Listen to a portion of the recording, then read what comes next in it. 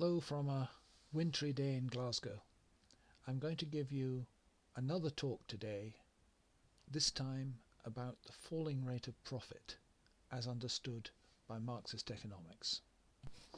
In this talk I intend to cover what the rate of profit is, what controls the rate of profit, what the time dynamics of the rate of profit are. I'll look at the evidence which supports the theory, and I'll talk a bit about what the end point of the process of the evolution of the rate of profit is. So first, what is the rate of profit? If we take an individual company into account, its rate of profit is given as a percent, so you might say it's 10% a year. This means that the annual profits of the company are equal to 10% of the capital that it employs. And when you get a rate of profit, it's always given as a percent per unit time, normally a percent per annum. Now, the profit rate is related to the growth rate of capital. In fact, you can look at the profit rate and see it actually as the growth rate of capital. Suppose a capitalist earns 10% on her capital and reinvests it all as profit. Then clearly in the first year the capital would grow by 10%. Over time she would have the following growth. In the first year she's got £200,000, £20,000 profit, reinvested to give £220,000. This time at 10% profit she gets £22,000, reinvests it to get £242,000 of capital, and this time gets £24,200 of profit. Now, if the rate of profit remains at 10%, it's clear that the total profit is going to get bigger each year. So, what are the implications of a constant profit rate? If the rate of profit doesn't change, and all the profit is reinvested, then the mass of capital must grow exponentially. And from that, the sum of annual profit must also grow exponentially. The question is, how can this exponential growth be possible? Can we reconcile such an exponential growth in profit with the labour theory of value? The labour theory of value states that the added value in an industry will be proportional to the labour that it uses, or at least tend to be proportional to the labour that it uses. And we've produced empirical evidence for that in earlier lectures. But our empirical evidence applies to value added in a single year. Now, when we're considering the evolution of the rate of profit, we're considering pounds of profit in different years, and the value of money might change from year to year. If the value of money fell, £1 of profit might represent less value in 10 years' time than £1 of profit does today. In order to compensate or abstract from the effects of inflation, I'm going to be assuming a constant value of money. Now, if there is inflation, it can appear to an unwary capitalist that they are making profit when all they're doing is holding on to an asset whilst its price inflates. If all prices are inflating at the same rate, they have not gained by that. So what does the value of money mean? The only coherent meaning you can give for the value of £1 in widely different times is the amount of embodied labour that £1 commands. This was the conclusion that the classical economists arrived at. You can't really compare the purchasing pound of £1 now with £1 100 years ago in 1918, since the goods that you can buy today simply did not exist in 1918. So you can't compare the set of goods that you can buy today and say, how much would I have required in pounds to buy them in 1918? Because there simply were no iPhones, Big Macs or Volkswagen Polos on the market at that time. The only thing that's unchanged since 1918 is human beings and human time. And you can ask how much labour £1 represents. So we'll go back to the previous question. How can an exponential growth in profit be possible? Can we reconcile this with the labour theory of value? If value is created by labour, it's clear that there can only be an exponential growth in profit if there is also an exponential growth in the workforce. From this we get Marx's aphorism that accumulation of capital is growth of the proletariat. But what happens if capital accumulates and there is no growth in the labour force? Suppose the labour force is fixed. Then obviously the amount of capital per worker has to go up. Suppose an average worker produces 30,000 a year, which is sort of plausible for Britain, and that 20,000 of this is wage and 10,000 is profit. And suppose the average amount of capital per worker is £100,000, so the rate of profit would be 10%. If the employers reinvest £10,000 per worker, it's clear that after 10 years the amount of capital per worker would have risen to £200,000, and the rate of profit would now be 10,000 divided by 200,000, which is 5%. So the rate of profit will be half what it was to start out with. Now, there may be things which will alter this. The share of income going as wages might decline. There might be changes in the rate of accumulation. They might not accumulate all of it. The population could in fact grow. There could be a growth in the part of the population that is employed relative to the part that is, for example, in an underdeveloped country, working on the land as self-employed farmers. And in addition, there's technology changing all the time. So all of these may affect the rate of profit. Suppose the wage share falls by half. So after 10 years, wages have fallen to only £10,000 per annum, leaving £20,000 per profit. This would take the rate of profit back up to 10%. Now suppose that the employers reinvest this for 10 more years. Then reinvest 20,000 a year per worker. Clearly, after another 10 years, the capital stock will have grown to 400,000 per worker. At this point, as Marx put it, even if workers could live on air and were paid nothing, the rate of profit must have fallen. Because if they lived on air, all the value they created, the £30,000, would belong to the employer, but this is now being divided by £400,000 of capital, and the rate of profit has fallen to 7.5%. And basically this is why the rate of profit eventually falls. If capital goes on accumulating relative to the workforce that it has, the rate of profit has to fall. Another factor that might happen, though, is that capitalists decide to accumulate less. I have assumed up to now that they reinvest all their profit. But what happens if they decide to spend all their profits on luxury jets, big country houses and lots of bling? Well, under those circumstances, there's no accumulation, the capital stock doesn't rise, and then the rate of profit itself doesn't fall. On the other hand, if they spent half their profits on bling, then the rate of profit will fall only half as fast as it would if they accumulated the lot. The next thing that may alter is the rate of population growth. Suppose the initial rate of profit is 10%, of which a quarter is being accumulated. That means the capital stock will be growing at 2.5% a year.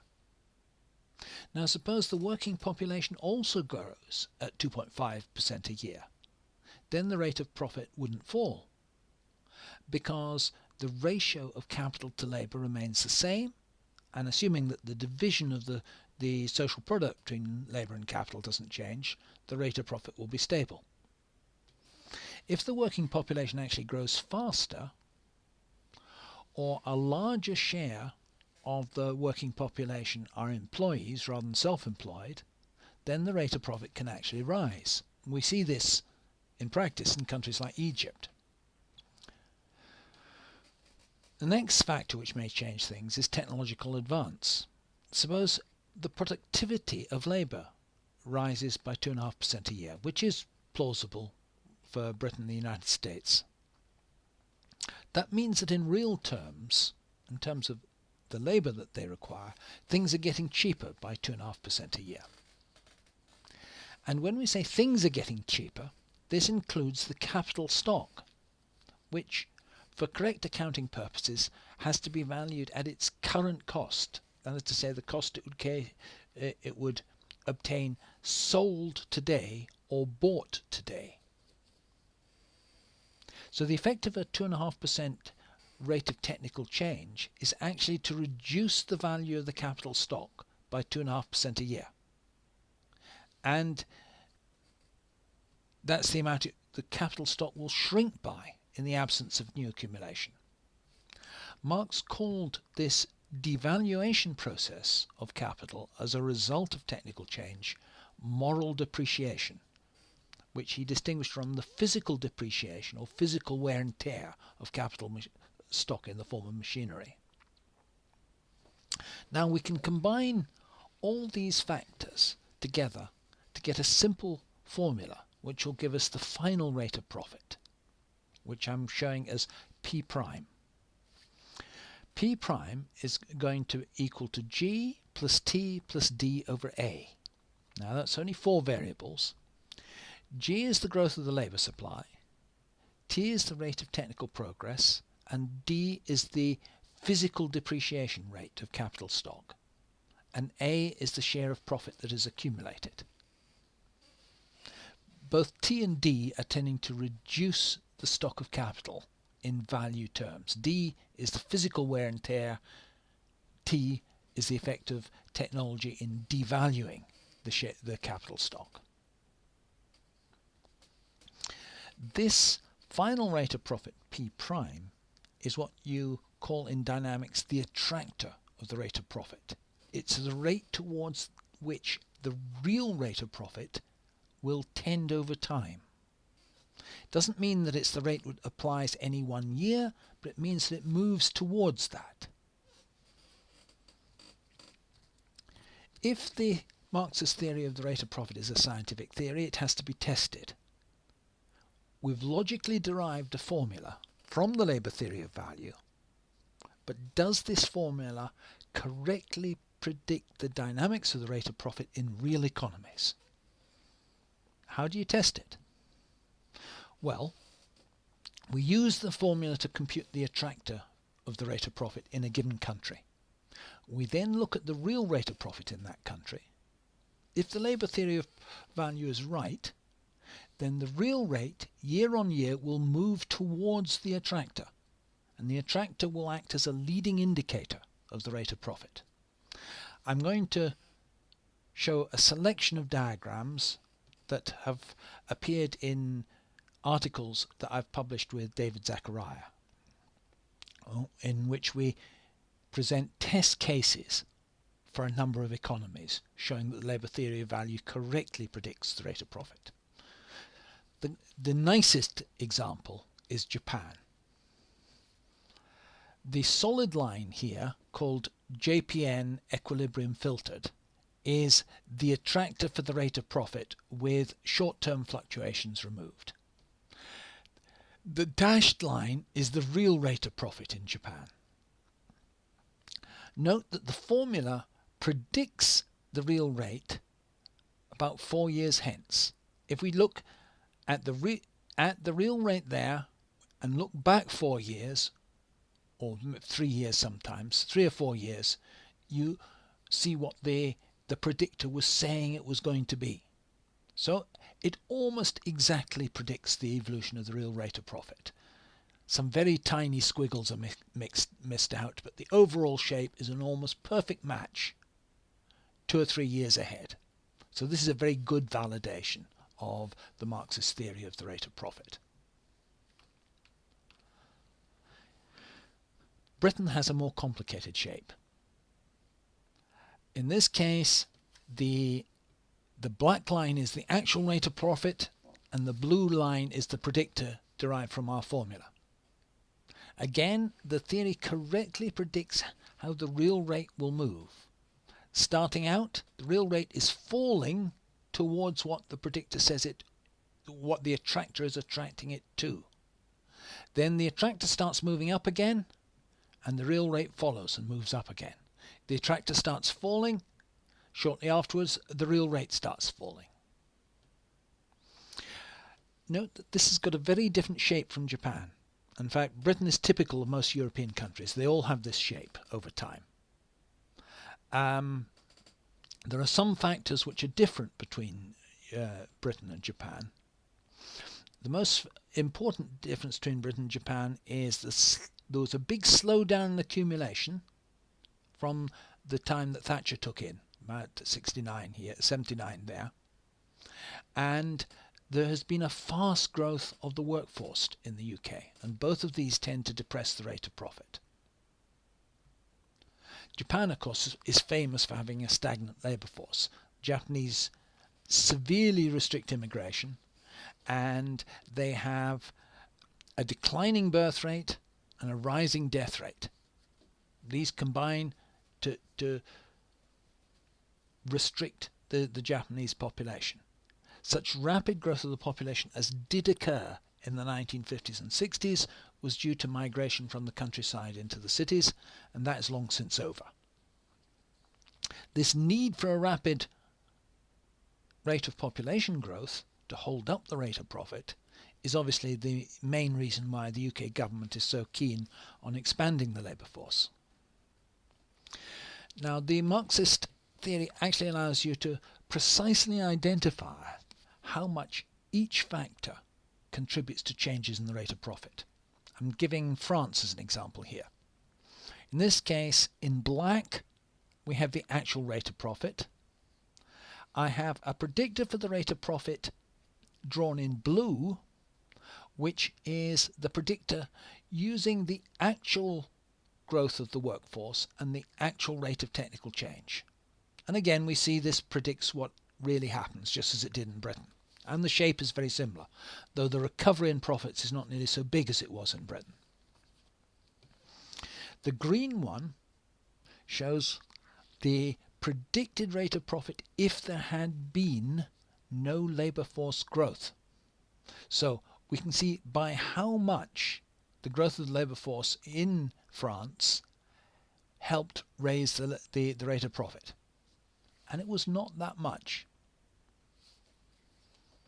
It was maybe, if we look at the effect there, it's maybe 2% out of a 24% profit rate.